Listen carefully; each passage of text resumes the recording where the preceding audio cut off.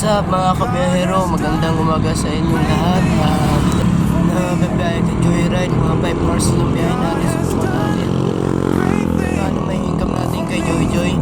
Bali dito tayo sa Don Hilario, Taytay. Hanap tayo ng pag-una natin booking mga kabiyahero. Let's go! A few moments later. Mga kabiyahero, na-trip na pala natin si CS galing dun sa Taytay, Rizal. Punta dito sa Ortigas, Center, Pasig. 155 yung fare ni CS natin pero binigyan tayo 170. Yeah, boy. Yung mga kabiyahero na pangalawa natin booking. Let's go! A few moments later. Okay mga kabiyahero, naka-dalawang booking lang pala tayo. No? Matumal siya mga kabiyahero pero full goods yung huli natin na Pwede na!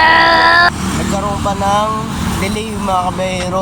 Dahil yung customer natin, ang pinaka-location niya is sa Lower Bikotan mga kabiyahero. Pero yung sa mapa ko mga kabiyahero, nung pinuntahan ko na siya, nandun lang siya sa Palingon, Taguig. Tayo pa yung pick up natin mga kabiyahero dahil dun pa nga sa Lower Bikotan sa Roldan Street.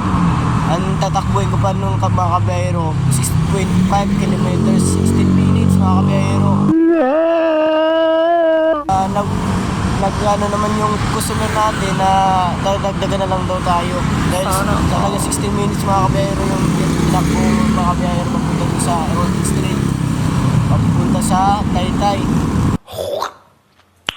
Mga kabiyahero dahil binigyan tayo ni CS mga kabiyahero ng 400 mga kabiyahero, laki ng tip na binigyan ni CS natin mga kabiyahero dahil doon sa pinaka-pair niya sa account mga kabiyahero 128 lang siya mga kabiyahero. All gusto na mga kabiyahero.